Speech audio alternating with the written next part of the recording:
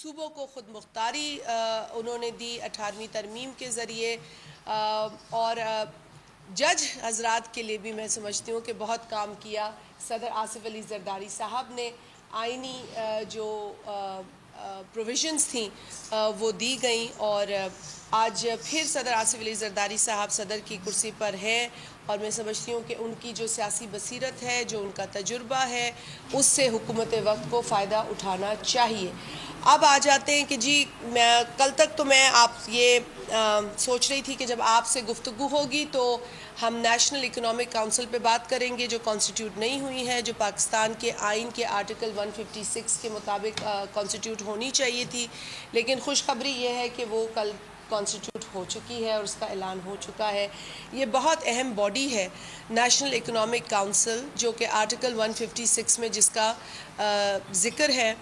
और ये काउंसिल यूँ भी ज़रूरी है कि वो रिव्यू करती है इकोनॉमिक कंडीशन को, जो मुल्क के हैं, जो मुआशी कंडीशन है, मुआशी सूरत हाल है, उसके रिव्यू के बाद वो एडवाइस करती है वफाकी हुकूमत और सूबाई हुकूमतों को कि किस तरह से प्लान बनाया जाए और एक ऐसा प्लान बनाया जाए जहाँ पर बराबरी की डेवलपमेंट पाकिस्तान के हर इलाके में नज़र आए। ये एक बहुत अहम बात है और ये अहम नुक्ता इसलिए अहम है कि आज हम देख रहे हैं कि डिस्पैरिटी है, इनइक्वालिटी है। इस डिस्पैरिटी को, इस इनइक्वालिटी को इम्प्रूव करने के लिए इस काउंसिल का काम करना बहुत ज़रूरी है और इसका मुतवातर आइन के मुताबिक जो इसकी ज़िम्मेदारी है उस पर फोकस करना ज़रूरी है। ये काउंसिल होती है तो एक्निक तश्कील दी जा सकती है, क्योंकि एक्निक इन्हीं की एग्जीक्यूटिव कमेटी है। जब एनईसी नहीं होगी, एक्निक नहीं होगी तो मुआशी प्लान्स कैसे बनेंगे, एक सिम्त कैसे मिलेगी। तो शुक्र है कि ये कल कॉन्स्टिट्यूट हुई है, अच्छी बात है। गो के थोड़ी देर हुई, अगर ये पहले कॉन्स्टिट्यूट होती तो मई के जो आखिरी हफ्ता है उसके अंदर मीटिंग होती और आने वाले बजट के अंदर जो इसके हवाले से कुछ कामकाज नज़र आता, कुछ डायरेक्शन नज़र आता। लेकिन अभी भी हम हुकूमत को ये गुजारिश करेंगे कि अगर ये कल कॉन्स्टिट्यूट हुई है तो फ़ौरी इसकी मीटिंग बुलाएं। बजट आने वाला है, देर हो गई है, लेकिन फिर भी वफाक और सूबे बैठ कर जो आगे की मुआशी सूरत हाल जो आज की है उसको देखकर आगे का मुआशी प्लान फौरी तौर पर बनाएं और इंश्योर करें इसके अंदर जो आर्टिकल की एक तकाजा है कि इक्वल बुनियादों पर मुल्क के अंदर डेवलपमेंट हो। सिंध हो, बलूचिस्तान हो, खैबर पख्तूनख्वा हो, पंजाब हो, गिलगित हो, कश्मीर हो, हर जगह डेवलपमेंट इक्वल बुनियादों पर कोशिश करनी चाहिए कि नज़र आए। ठीक है, मुश्किल हो सकता है, लेकिन जब एक प्रोविज़न है तो उसको फॉलो करना ज़रूरी है। आप सूबों को बिठाएं, सूबों की गवर्नमेंट्स को बिठाएं और उनके साथ आगे का मुआशी प्लान बनाएं। तो ये बहुत ज़रूरी था, आप लोगों के साथ शेयर करना था। हम नेशनल फाइनेंस कमीशन अवार्ड की भी बात करते हैं। अरसा गुजर गया है, नया अवार्ड नहीं आया है, नया अवार्ड आना चाहिए और इस पर भी मैं समझती हूँ कि हुकूमत को जो आइनी तकाजा है वो पूरा करना चाहिए। मैं कुछ इन चीज़ों पर भी बात करना चाहूँगी कि हुकूमत की प्रायोरिटीज़ क्या होनी चाहिए। देखिए, हुकूमत की प्रायोरिटी सबसे बड़ी तो आवाम को रिलीफ देना है, क्योंकि आज की जो महंगाई है, आज की जो अनएम्प्लॉयमेंट है, उसको देखते हुए मैं समझती हूँ कि हुकूमत, जिस तरह बिलावल भुट्टो जरदारी साहब बार बार कह रहे हैं कि इस महंगाई के अंदर जो पिसी हुई आवाम है उसको रिलीफ देनी चाहिए।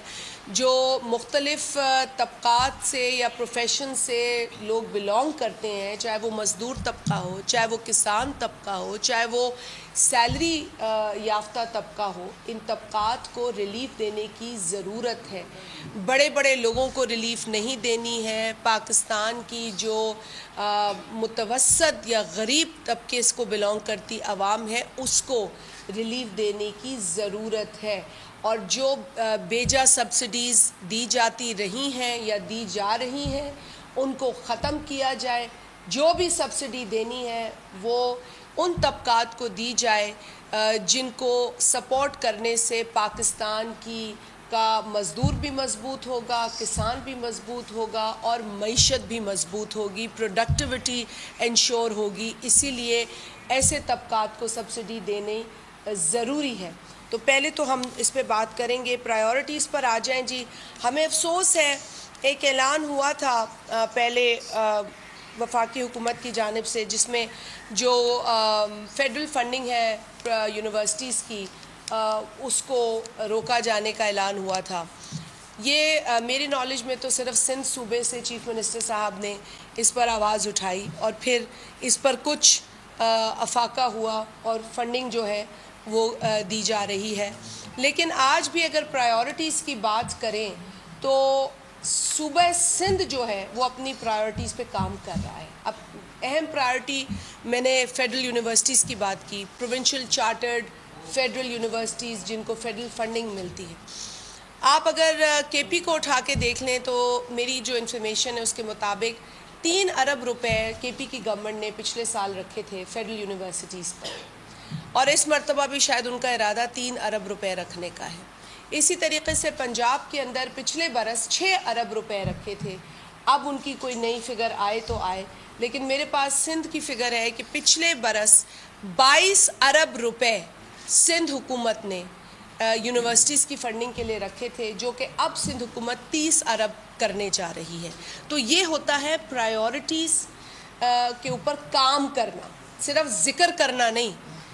तो इसलिए मैं आपसे ये गुजारिश करना चाह रही थी आपके तवज्जुह से कि वफाकी हुकूमत को भी इस सिमत में काम करना चाहिए, यूनिवर्सिटीज़ को सपोर्ट करना चाहिए और सूबों को भी अपने जो सूबे के अंदर यूनिवर्सिटीज़ हैं उसकी जो है वो एलोकेशन है उस पर उसको बेहतर करने की ज़रूरत है।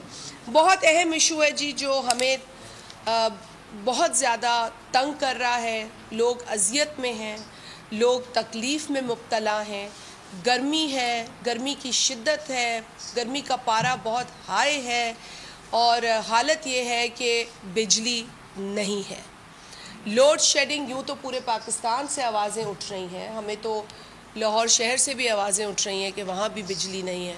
लेकिन चूँकि मैं सिंध से इलेक्टेड हूँ, सिंध सूबे की मैं बात ज़रूर करूँगी जहाँ मैं रहती भी हूँ, मेरा तजुर्बा है कि वहाँ बिजली नहीं है। पूरे सिंध के अंदर 20 घंटे की लोड शेडिंग है। मेरे साथ 2 मेरे ऑनरेबल कॉलीग्स हैं, अलग अलग ज़िलों से इनका ताल्लुक़ है। ये भी बात करेंगे कि लोड शेडिंग ने हमारी ज़िंदगी अज़ाब कर दी, हमें यकीन माने कहीं का नहीं छोड़ा।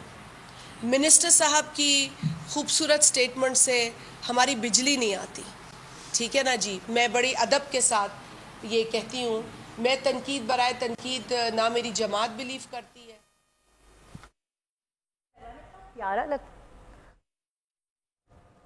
आपको बताएं कि मरकज़ी सेक्रेटरी इत्तलात शाज़िया मरी इस वक्त मीडिया से गुफ्तगू कर रही हैं। कुछ कामों के हवाले से उनकी जानिब से ब्रीफिंग दी गई है। इस वक्त वो मौजूद हैं और मरकज़ी सेक्रेटरी इत्तलात पीपल्स पार्टी शाज़िया मरी इस वक्त मीडिया टॉक कर रही हैं।